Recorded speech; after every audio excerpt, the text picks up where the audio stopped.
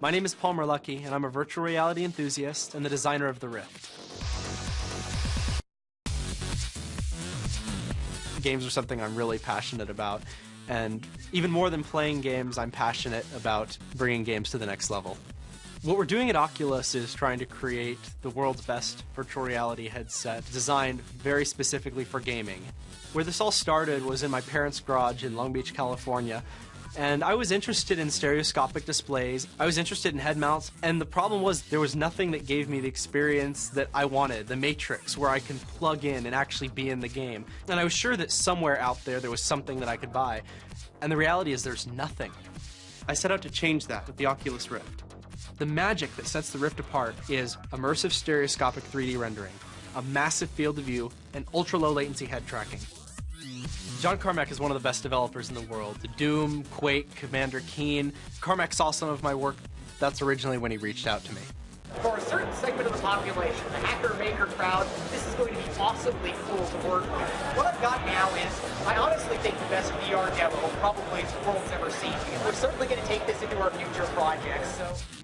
We're getting involved in Oculus now because we see an incredible opportunity here for game developers to experience something new. The Rift is taking years of virtual reality research and putting it into a package that everyone can use. So I recently had a chance in person to check out the Oculus headset, and needless to say, I'm a believer.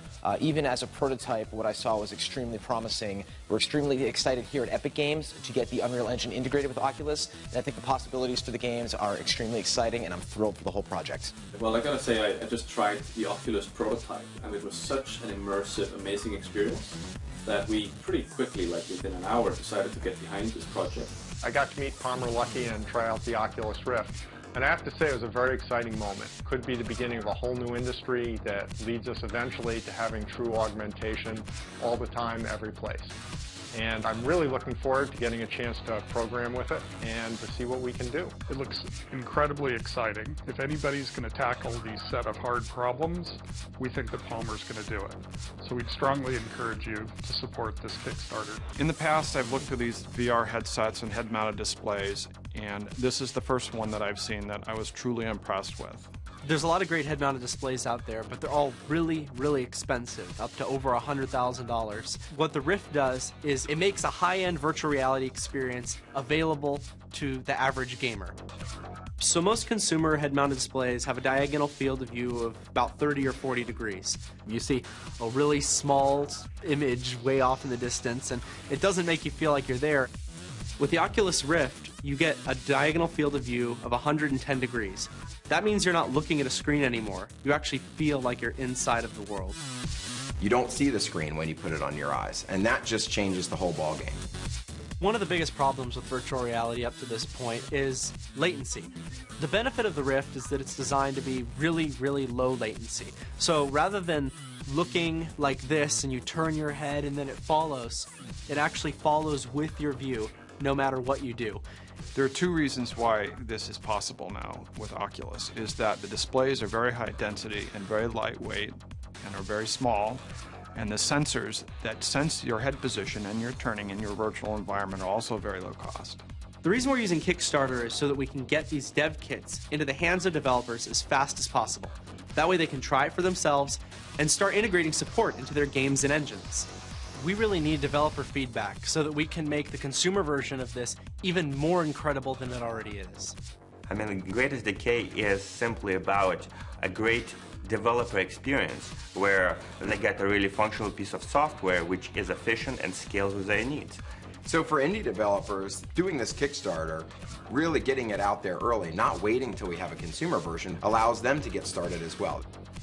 If you want to be one of the first to try the Rift, grab a dev kit. So join the revolution and help us change gaming forever.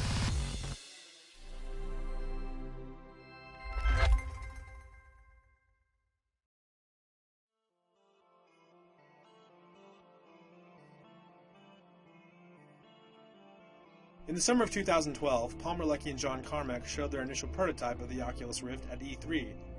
They used the momentum to start a Kickstarter for future development of the product.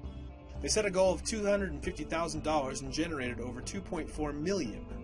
Since that summer of 2012, the company has generated over $91 million in investor capital.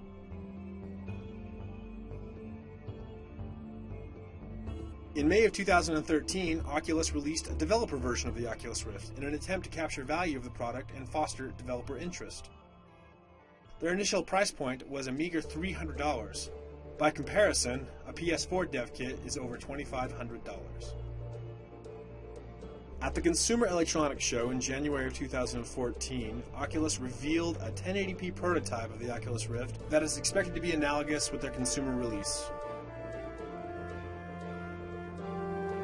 The rumored date for the consumer release of the Oculus Rift is summer of 2014, with a price point set at around $500.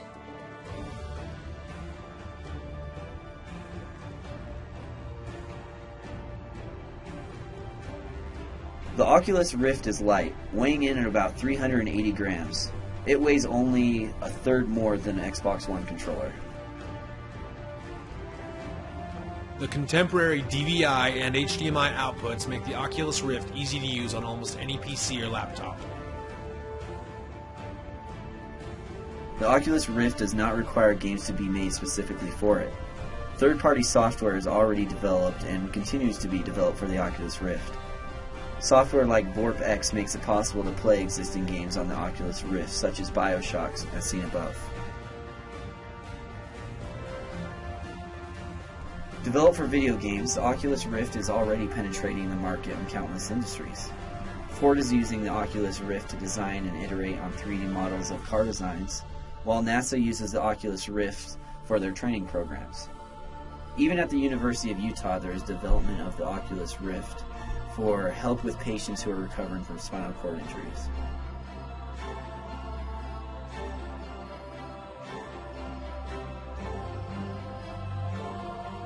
Because the camera in the Oculus Rift does not adjust to position, rather it just rotates, dizziness and disorientation is a frequent problem for many users.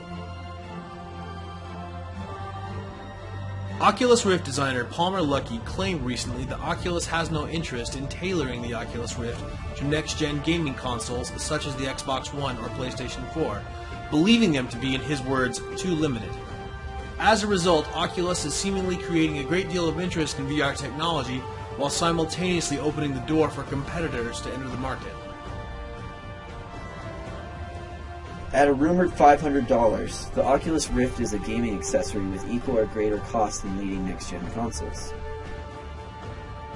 Requiring a wired HDMI, DVI, or USB connection, the Oculus Rift would be one of the only modern gaming accessories available on the market requiring a physical connection to its hardware.